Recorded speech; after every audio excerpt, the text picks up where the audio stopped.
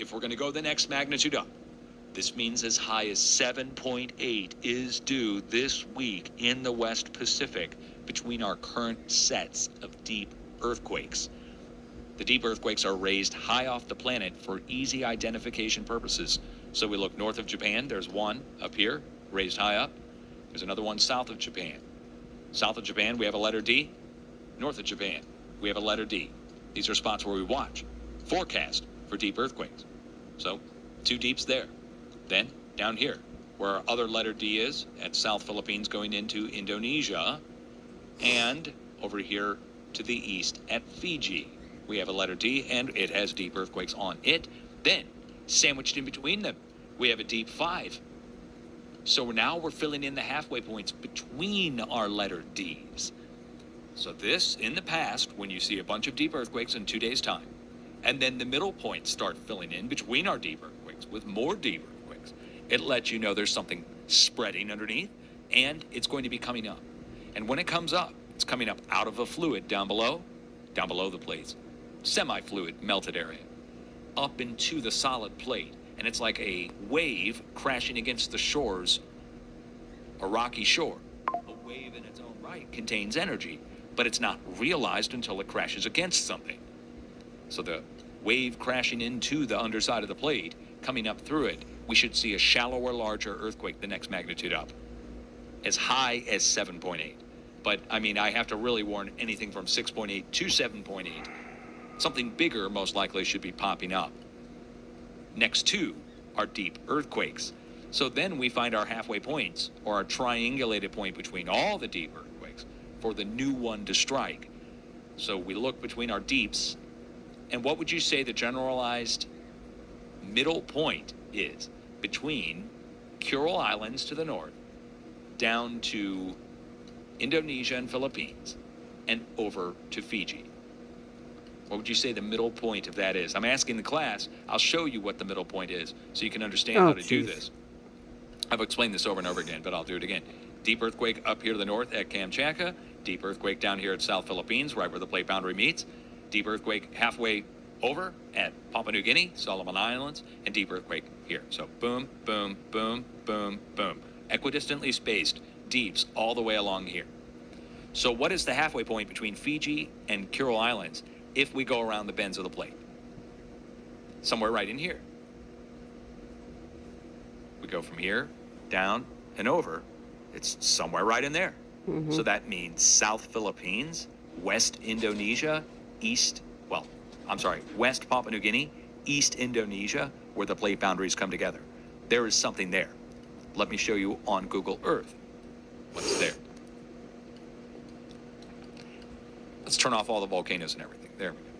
S-shaped plate boundary. Look at the plate shaped like a letter itself. S. On the USGS site, it doesn't really look like an S, does it?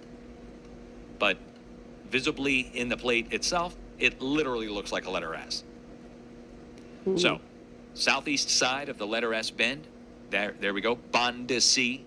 So, Indonesia, Banda, West Papua New Guinea. In here, we would watch for up to a 7.8 in the next 7 to 10 days at the most. God. For deep earthquakes, we watch 7 to 10 days.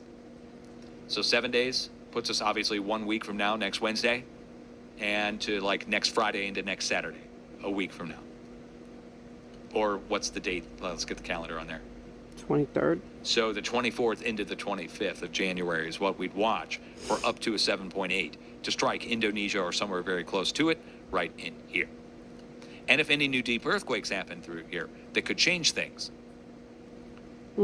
As we go over to the west, we have more areas to warn. Whoops. So over to the west, we have a stepping stone path of 4s and 5s that spreads down to Ethiopia and goes back down to the Indian Ocean.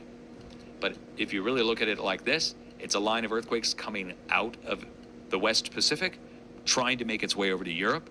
And so far, we're kind of being targeted down here to Ethiopia first, then going around the outside edge of Europe, leading to Iceland. So it's like you see it? It's a branch or a fork in a river being fed from over here, going across to where our 7.0 range earthquake struck this past week at the Nepal-China border. Huge earthquake there. And then going from there like a crack in a windshield or a fork in a river, it goes out to Iceland and down to Ethiopia. The seismic wave I'm talking about here.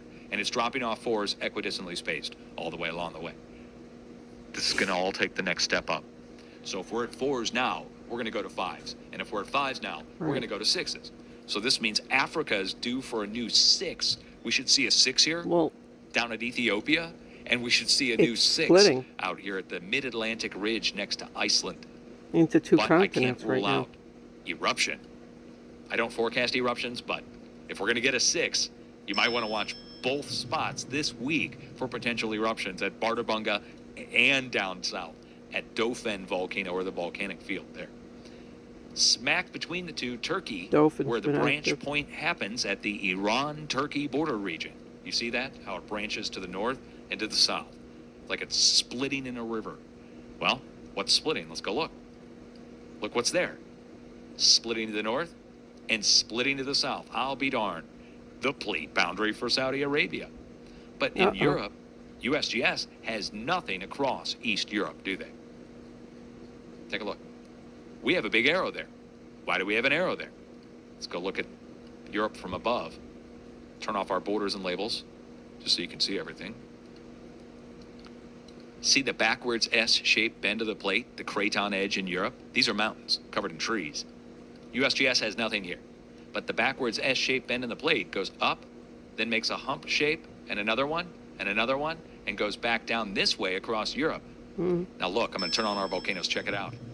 At every bend point in the plate, and the craton, volcanic field. Going up to the Bruntal at that fold, and then over to the Cheb Basin, and then over to the East Eifel, and then down to the Champ de Puis, and then to further equidistantly spaced all the way across Europe. The spacing is perfect. For what? Yeah. For a standing wave that's been spreading across Europe for God knows how long. And it hits these points and breaks them. So it's going to happen again. And right back here, where it's all branching from, going back to the map from the USGS, the wave's coming across. We got a 7 over here at the Nepal-China border. It's come across, and it's went around Europe this way out to Iceland, and it's went down to the south to Ethiopia. Well, in the middle, it's going to break. It's under serious stress right now. And notice there's a big gap here. I say they should connect it. You know why? This whole thing broke apart a few years ago, 3 years ago, and 100,000 people died or more as the Anatolian fault connected between these 2 points with huge fissure fractures at the surface. Giant. It connected. So now Saudi Arabia, it's its own plate. It's not connected at all. And instead, the Anatolian fault has become a plate boundary that connects between these 2 points. And that's where we have to watch for a new break to happen that could go up to 6.0. So really, it's 3 sets of sixes across Europe in the next 7 to 10 days. When I say Europe, I really mean Iceland due for a 6 due here in the middle, and a 6 down south. After those hit, then we have to warn downstream for 5s. Then we have to tell the people in Bosnia, right here at our small little arrow northwest of Bulgaria, or southeast of Slovakia. We would watch right here where our arrow is for a new 5 to strike in the next several days. Let's just go ahead and warn them now. Yep. South Central Europe, new 5 going to come in there, as well as the 6 over in Turkey. And then a more rare earthquake should strike.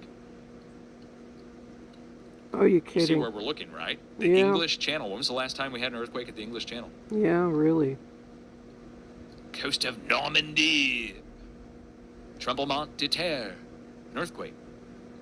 Watch there for a 4.5. You might feel it in the UK. South shores of Devon, Salcombe, that kind of area. Right on the south tip of the UK, you could feel it. If it strikes in the English Channel, you'll feel it. If it strikes on the France side, on land, you won't.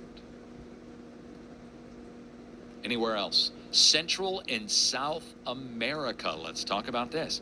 So, line of earthquakes going over into Ecuador, and it's coming. The wave is coming from out west. But first, this hit.